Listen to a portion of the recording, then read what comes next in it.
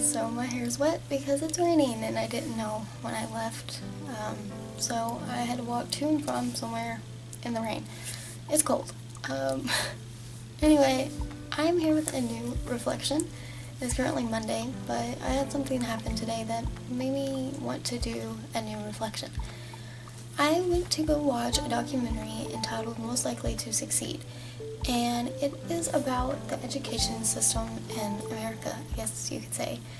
It sounds really boring, but I went because for one of my classes I had to do like a 2-hour outside the classroom thing, and it counted for that, and I also got 10 extra credit points for a class, so it was kind of like I should go because, you know, get these over with. But it ended up being more than I thought.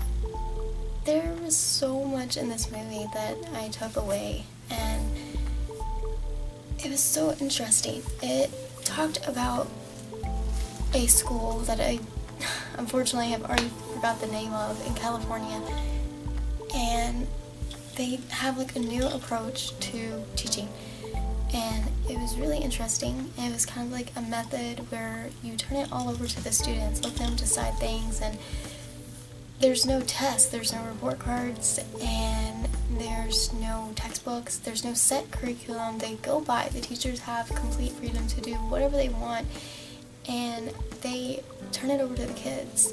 And there was this one student that they kind of focused on named Samantha.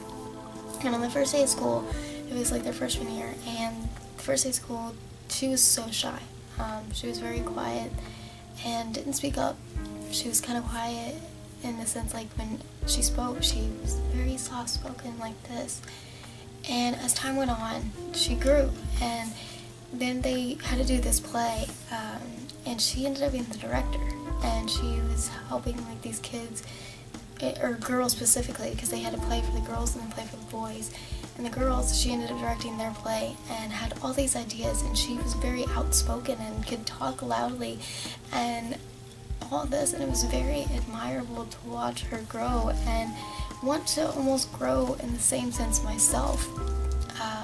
It was really interesting because they had, you know, another kid that they focused on, Brian, and he had this thing that they were building, and he worked on it and worked on it and worked on it, and he just didn't finish in time, and he kept doing like trial and error trying to figure out what was going on wrong, and he just did not want to give up, and he just kept going until he got it.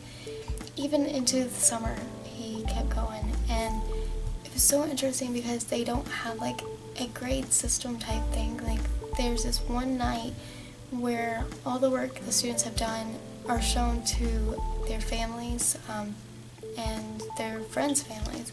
Just everybody in the school's families come, and it's kind of like it was called Expedition Night, I believe. But it was really interesting to see that way of teaching. I've been a student for my whole life. I mean, since I was 4 years old, I've been in school, and technically speaking, I'm going to be in school for the rest of my life because I'm going to be a teacher. And it was just so interesting to see like things that are changing, and they made a connection that things have not really changed in the school system for over hundreds of years.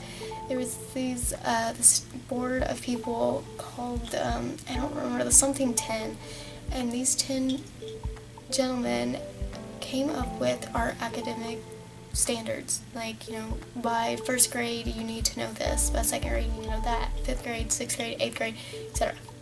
I know I skipped so many numbers, but you get what I'm saying. And that hasn't really changed since they did that, like back in the 1800s.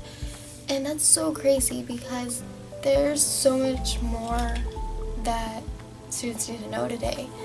And it wasn't like drilling it into their heads and at this school in California. And it was so interesting because too, they had said that there was these students that they were working really hard and they did really well in their science class.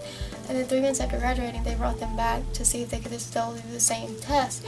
And it went from the average when they were in school being like a B+ to 3 months later after graduating an F. And so it was so crazy that all that information that was drilled into their head before the test, yeah, of course, like right before the test they took it, but then through that time they forgot it, and so they didn't do so well. And it's crazy. It's so hard to explain. I think I heard somebody say it was on Netflix. I'm gonna check real quick. Like I said, it does sound really boring, and it may be to somebody that's not gonna be an educator or something but of that nature, but at the same time it's very interesting from a future parent's perspective as well. I'm typing to make sure it's on, see if it's on there, but they talked about how parents are so hesitant about all this. It doesn't look like it's on there. No, it's not. Darn. Well, this was a movie shown at Sundance, so I thought that was really neat too, because I'd love to go to Sundance one day. But back to what I was saying, parents are really hesitant because there aren't report cards, there aren't textbooks, there aren't set curriculum, excuse me, for their students, and it's such a weird way to look at it all.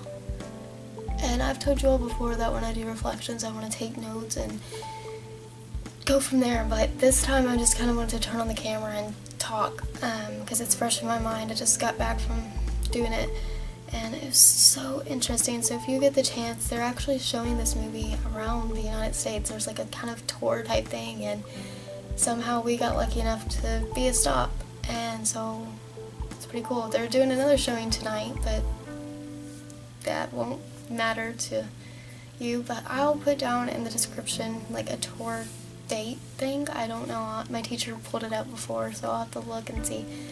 But it's just so interesting to have a different way of learning. And they're saying that, you know, it's unfortunate, and I've told you all this in a video before, that when we go to school for all these years, we aren't guaranteed a job anymore. Luckily, I don't have to worry about that, but there's some people that, you know, will go into school to be, I don't know, something, and it won't be needed, or it'll be just really hard to find a job. My sister, for example, I've mentioned her before, she majored in public health, and it's just so hard for her to find a job that actually centers around public health, or like is for a public health major. So it's just really difficult. But when we teach kids in the way that they're talking about teaching kids, we are teaching them like what it was called, like soft skills, I think. There went my phone. Soft skills. Sorry about that. I'm making this a one take because, yeah.